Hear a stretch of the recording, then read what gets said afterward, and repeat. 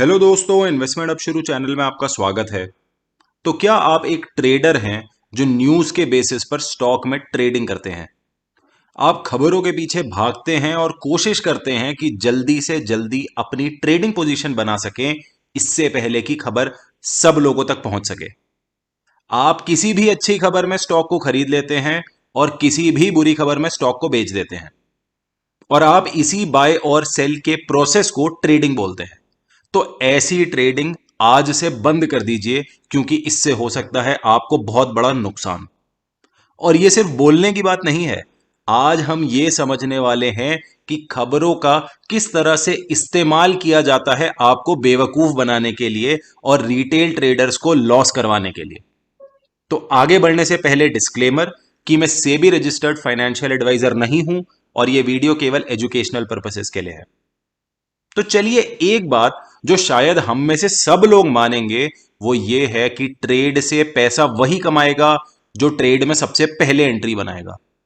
यानी कि जिसके पास पहले खबर होगी वही तो जल्दी पोजीशन बना पाएगा, और जो जल्दी पोजीशन बना पाएगा वही तो प्रॉफिट कमाएगा ना। बाकी के सारे लोग जो देर से एंट्री करेंगे वो तो फंस जाएंगे। ये तो शायद सब लोग जो ट्रेडिंग करते हैं, चाहे न्यूज बेस्ड करते हो चाहे कैसे भी करते हो, उन्हें यह बात पता है।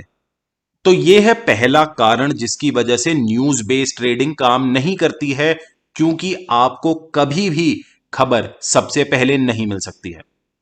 आपको चाहे ऐसा लगता हो कि भाई हमने तो सबसे पहले न्यूज पढ़ ली है और हमें सबसे पहले पता चल गया है, इसीलिए हम जब अपनी ट्रेडिंग पोजीशन बना रहे हैं उसमें हम सबसे पहले हैं। लेकिन एक बार आप खुद से सोचिए, आपको क्या लगता है कि क्या रिटेल ट्रेडर के पास सबसे पहले कोई खबर पहुंचती होगी?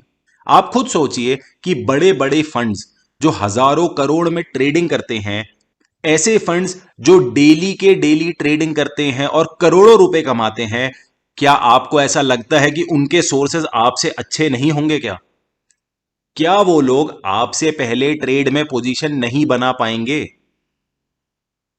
आपको चाहे ऐसा लग भी रहा हो कि आप सबसे पहले हैं इस न्यूज को पकड़ने वाले, लेकिन आपसे पहले बहुत सारे स्मार्ट प्लेयर उस न्यूज को लेकर के पूरी तरह से डिकोड करके अपनी पोजीशन बना करके बैठे हुए होते हैं।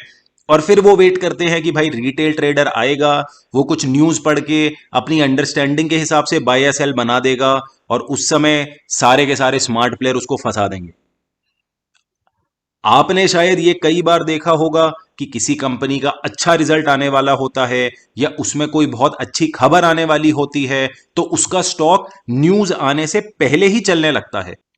और जब उसमें असली खबर आ जाती है, जब सभी रिटेल ट्रेडर्स को और पूरी दुनिया को यह पता चल जाता है कि स्टॉक में कोई अच्छी न्यूज आई है, उस समय जब सब लोग स्टॉक की तरफ भागते हैं, उसी भगदड़ में बड़े प्लेयर फायदा उठाते हैं और वो प्रॉफिट बुकिंग करना शुरू कर देते हैं। इसीलिए कई बार ऐसा होता है कि न्यूज आने से पहले स्टॉक बढ़ता है, लेकिन जब सब अपनी एंट्री बनाते हैं, जब तक सबके पास खबर पहुंचती है, उसके बाद स्टॉक गिरने लगता है। तो इसीलिए स्मार्ट प्लेयर रिटेल ट्रेडर्स का यूज करते हैं कि रिटेलर्स आएंगे और वो परफेक्टली गलत जगह पर बाय करेंगे, ऊपर के लेवल्स पर बाय करेंगे, न्यूज के हिसाब से बाय करेंगे, और सारे के सारे लोग फंस जाएंगे। और यहीं से हमें मिलता है रीजन नंबर 2, दूसरा कारण कि न्यूज पहले से प्राइस्ड इन हो सकती है। अच्छी खबर आने से पहले अगर वो खबर वाकई में अच्छी है तो स्टॉक पहले से ही चढ़ जाएगा, और खराब खबर आने से पहले अगर वो खबर वाकई में मार्केट को खराब लगती है तो स्टॉक पहले से ही गिर जाएगा। बुरी खबर आने से पहले से ही गिर जाएगा और अच्छी खबर आने से पहले ही चढ़ जाएगा। क्योंकि जब तक खबर पब्लिक तक आएगी तब तो वो बात सबको पता है, और इस स्टॉक मार्केट में कभी भी ऐसा नहीं होगा।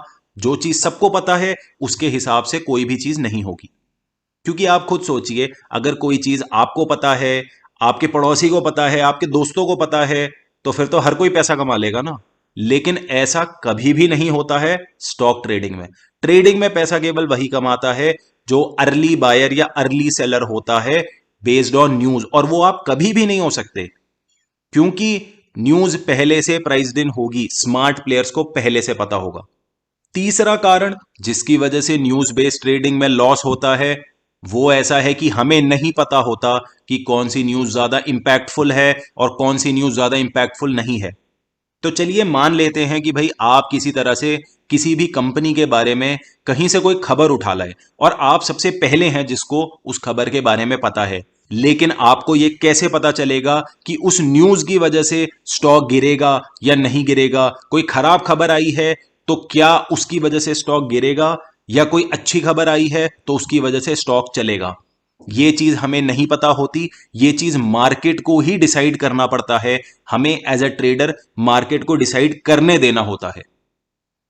अगर आप किसी भी स्टॉक को उठा लें, आप थोड़ा बहुत कोशिश करेंगे, तो मैं गारंटी के साथ कहता हूं आपको उस स्टॉक की कम से कम 5 से 10 खबरें हर दिन मिल जाएंगी, अगर आप ढूंढने की कोशिश करेंगे तो अब हमें क्या पता भाई कि इन 5-10 खबरों में से कौन सी खबर है जो इफेक्टिव होगी, कौन सी खबर है जिसकी वजह से प्राइस मूव होगा। और अगर हमें ऐसा लगता भी है कि किसी न्यूज की वजह से प्राइस में मूवमेंट आनी चाहिए और मार्केट को ऐसा नहीं लगता कि भाई कोई फर्क नहीं पड़ता है, तो भी आप गलत जगह पर फंस जाएंगे, क्योंकि यहां मार्केट की चलती है, यहां ट्रेडर्स की नहीं चलती है।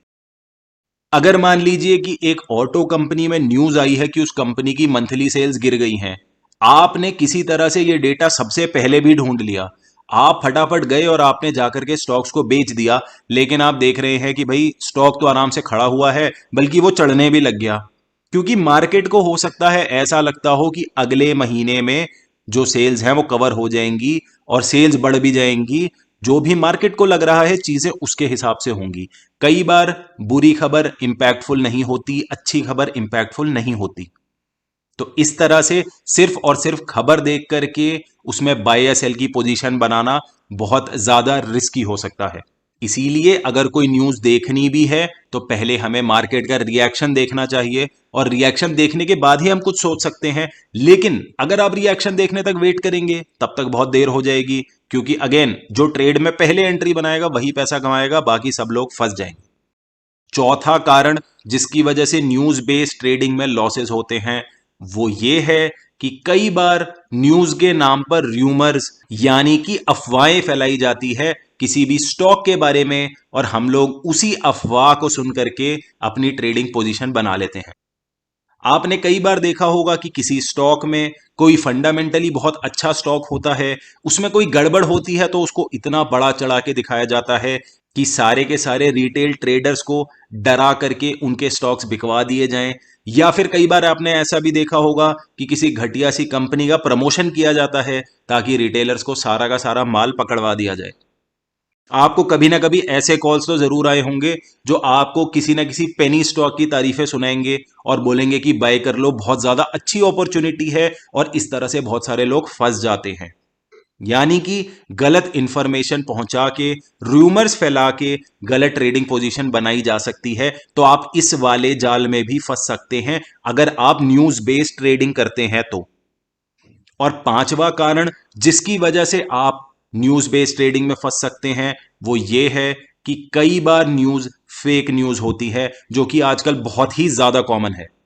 WhatsApp, Telegram, Twitter, Facebook, Instagram, किसी भी सोशल मीडिया प्लेटफॉर्म पर आपने कई बार ऐसा देखा होगा कि गलत सलत खबरें उसमें शेयर करी जाती हैं लोगों के द्वारा, और जो वायरल भी हो जाती हैं, और उनके वायरल होने के बहुत देर बाद पता चलता है कि भाई खबर तो असली थी ही नहीं। अब आप सोचिए कि आपके पास कहीं से टेलीग्राम से या व्हाट्सएप से कहीं से मैसेज आता है कि किसी कंपनी में कुछ गड़बड़ हो रही है, और आप स्टॉक ट्रेडिंग के बारे में बात कर रहे हैं, स्पेशली शॉर्ट टर्म ट्रेडिंग, जहां पर कि एक एक मिनट कीमती होता है। क्या आपके पास वहां पर टाइम होगा यह चेक करने के लिए कि न्यूज फेक है या नहीं है? मान लीजिए कि आपने एक न्यूज के बेसिस पर अपनी ट्रेडिंग पोजीशन बना ली और बाद में पता चला कि भाई वो जो खबर थी वो तो फेक न्यूज थी, वो तो किसी ने गलत इंफॉर्मेशन फैलाने के लिए फेक न्यूज बना करके इधर उधर शेयर कर दी थी, और इसके चक्कर में आपको अननेसेसरीली बड़े लॉसेज लेने पड़ सकते हैं। तो अब आप लोग शायद सोच रहे होंगे कि इसका सॉल्यूशन क्या है। अगर हम न्यूज बेस्ड ट्रेडिंग नहीं कर सकते हैं तो ट्रेडिंग आखिर कैसे करनी चाहिए? तो ट्रेडिंग जिस तरह से करनी चाहिए उसका सॉल्यूशन ठीक आपके सामने चल रहा है, आपकी स्क्रीन पर आ रहा है, और वो है कैंडलस्टिक एनालिसिस। स्टॉक के चार्ट में जो कैंडलस्टिक्स बनती हैं वो आपको हमेशा स्टॉक के बारे में सच्चाई बताती है, अगर आप उसको डिकोड करना सीख लेते हैं तो। न्यूज आपको बहुत बार बेवकूफ बना सकती है, लेकिन कैंडलस्टिक्स आपको कभी भी बेवकूफ नहीं बनाएंगी। आप खुद ही सोचिए कि कैंडलस्टिक सबको एक जैसी नजर आएगी, न्यूज की तरह कुछ आगे पीछे नहीं होने वाला है।